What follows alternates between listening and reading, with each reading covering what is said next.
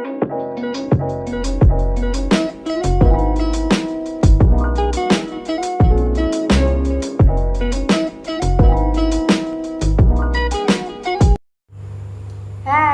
perkenalkan nama saya Arvenia Reza Ika Veronica, biasa dipanggil dengan Venia.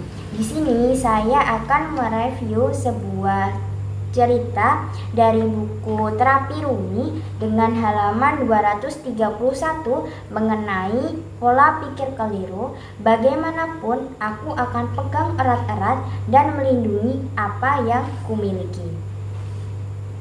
Oke, dengan judul Saiban Ar-Ra'i dan Karomah. Siapa sih Saiban Ar-Ra'i itu? Saiban Ar-Ra'i adalah seorang wali yang setiap hari mengembalakan domba-dombanya di pegunungan. Suatu ketika pada hari Jumat, ia meninggalkan domba-dombanya itu untuk pergi ke masjid guna melaksanakan sholat Jumat. Nah, ketika Saiban itu pergi, datanglah seorang asing yang membuat dinding pembatas untuk mengelilingi domba-domba tersebut. Setelah selesai menunaikan sholat Jumat, Saiban itu kembali dan melihat domba-dombanya itu masih berada di dalam pembatas tersebut. Dan domba itu tuh tidak berusaha keluar gitu loh intinya. Lah, di sini ia tuh merasa lega karena tidak ada hal buruk yang menimpa domba-dombanya. Dan domba-domba itu juga tetap berada di dalam pembatas dengan aman. Ini tuh menunjukkan bahwa Allah menjaga domba-domba selama Saiban menunaikan kewajiban ibadahnya. Dapat ditarik sebuah kesimpulan bahwasanya dari kisah ini mengajarkan bahwa dengan kita tuh bertawakal kepada Allah, segala urusan yang kita lakukan akan terlindungi. Seperti contohnya pada kisah Saiban yang tetap bertanggung jawab atas domba-dombanya tetapi tidak melalaikan suatu kewajiban ibadah dan Allah pun menjaganya. Dari cerita tersebut terkait Saiban Ar-Ra'i yang seorang penggembala yang dikenal sangat taat beribadah dan menjaga hatinya. Meskipun ia tuh sibuk mengembalakan domba-dombanya, ia tidak pernah melupakan kewajibannya kepada Allah, termasuk menunaikan sholat Jumat. Saiban itu pernah berkata, banyak mengembala takut meninggalkan dombanya karena khawatir dimangsa serigala. Mereka tuh memilih untuk tinggal bersama domba-dombanya. Lah, maksud tinggal itu tetap menjaga domba-dombanya itu daripada mereka tuh pergi untuk sholat Jumat. Lah, namun mereka tuh lupa bahwa rezeki dan perlindungan datang dari Allah, yang mana kita tuh serahkan semuanya kepadanya dan aku tuh tetap pergi untuk menunaikan sholat Jumat, itu kata Saiban. Nah, dari cerita ini kita tuh belajar bahwa urusan duniawi itu memang penting untuk diurus, tetapi jangan sampai melalaikan urusan akhirat. Bahkan orang yang seperti Saiban pun tetap memastikan domba-dombanya itu aman tanpa mengabaikan kewajiban kepada Allah. Lah, pesan yang terkandung yaitu sebuah keyakinan yang teguh kepada Allah. Ketika seseorang menjaga hubungannya dengan Allah, hidupnya akan terlindungi dan berkah pun tetap mengalir. Sama seperti domba-domba yang setia kepada penggembalanya. Di sini kan pasti ada jiwa-jiwa yang berserah kepada Allah, yang itu akan selalu berada dalam lindungannya.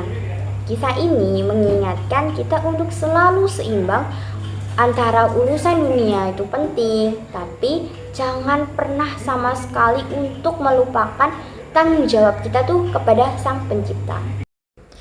Inti sari dari cerita Saiban itu ada 4, yaitu yang pertama pasrah kepada Allah, di mana kita itu harus selalu percaya bahwa Allah itu adalah sumber segala rezeki dan perlindungan yang ditunjukkan dari cerita sebelumnya. Yang kedua ada tidak melupakan akhirat.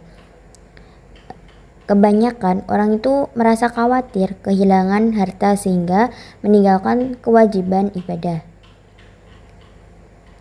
Padahal dalam cerita Saiban ini mengajarkan untuk tetap mengutamakan akhirat tanpa mengabaikan tanggung jawab duniawi. Yang ketiga yaitu menjaga tanggung jawab dengan iman. Dalam kisah ini mengingatkan kita untuk merawat apa yang Allah titipkan, seperti harta atau pekerjaan, tetapi tidak sampai melupakan kewajiban kita sebagai orang muslim, yaitu beribadah. Serta kita tuh harus tetap menjaga keseimbangan antara usaha dan keimanan. Yang terakhir ada ketekunan dan keikhlasan. Dari contoh Saiban, orang yang tidak hanya menjalankan tugasnya sebagai penggembala, tetapi juga menjaga hubungannya dengan Allah tanpa pamrih. Nah, inilah adalah bentuk keikhlasan yang sejati. Terdapat pesan yaitu tetaplah menjaga hati dan niat kita di jalan yang benar. Dimanapun kita berada, baik itu di gunung yang memang sunyi maupun di tengah keramaian dunia. Karena dunia itu membawa pengaruh ketika kita tidak bisa mengontrol diri kita sendiri. Buku Masnawi halaman 234, Rumi bertutur, bersyukurlah, tidak usah bangga, tidak perlu haus hormat, dengarkan, tak perlu kau pedulikan dirimu. Masnawi 1:3257. Apa sih maksud Rumi ini?